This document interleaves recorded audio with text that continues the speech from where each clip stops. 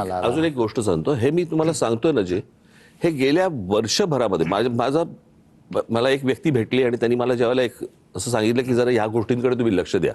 मी मगाशी जे म्हटलं नाही का, 24 ते 25 2024 ते 2025 हा जो एक वर्षाचा काळ आहे, या एक वर्षाचा काळाचा आलेख मी आता पुढे मांडणार आहे.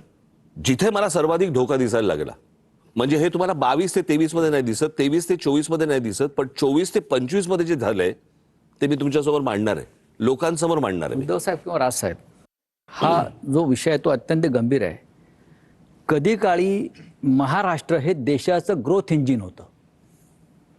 मोदी शहा आल्यानंतर महाराष्ट्राची पिछाड झाली आणि त्यांनी गुजरातला ग्रोथ इंजिन बनवण्याचा प्रयत्न सुरू केला. महाराष्ट्राला पाठी ढकलला. हा, ढकलला.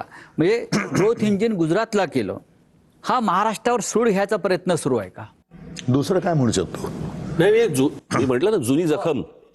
बरं का, तेव्हा जी मुंबई हाताला लागली नाही, त्याचं जर समजा तुम्ही जर नीट बघितलं ना, त्याचं कसं आहे, मी नेहमी सांगत आलो की कुठचाही भूगोलाशिवाय इतिहास नाही.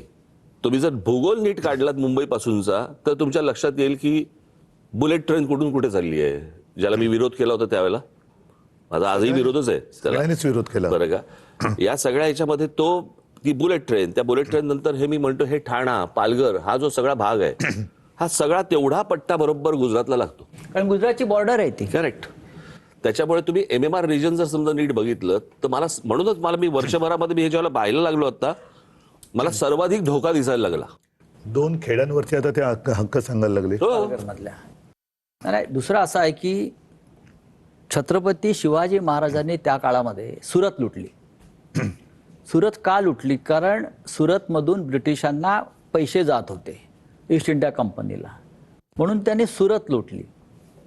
त्याचा राग आजही त्यांच्या मनामध्ये आहे की आमची सुरत लुटली.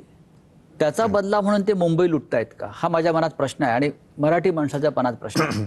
ज्या पद्धतीनं मुंबईची लूट सुरू आहे, म्हणजे मला तर असं कळलं की सध्याचे जे राज्यकर्ते आहेत त्यातले जे डेप्युटी राज्यकर्ते आहेत, ते दिल्लीत जातात तेव्हा मोठ्या थैल्या घेऊन जातात आणि जोपर्यंत त्या थैल्या त्यांना मिळतात तोपर्यंत ते राज्यावर राहतील.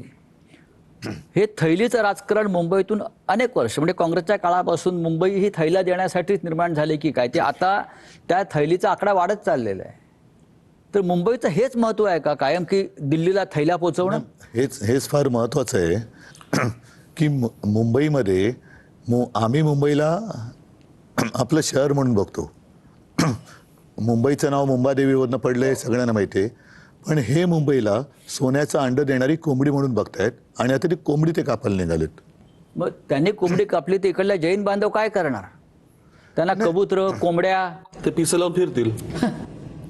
कारण मुंबईसाठी तो अत्यंत गंभीर प्रश्न आहे. हा वेगळा. मला काय म्हणायचं, मी परवा दिवशी म्हटलं ना, मला असं वाटतं महाराष्ट्रामधले जे आमचे विरोधकही असतील, जे कोणी असतील, मला असं वाटतं महाराष्ट्रामधल्या प्रत्येक पक्षातल्या राजकारण्यांनी या गोष्टींचा विचार करणं गरजेचं आहे की हे आत्ता नेमकं काय चालू आहे आणि महाराष्ट्राभोवतीचा हा काय विळखा आहे, हा मला असं वाटतं प्रत्येकाने ओळखला पाहिजे.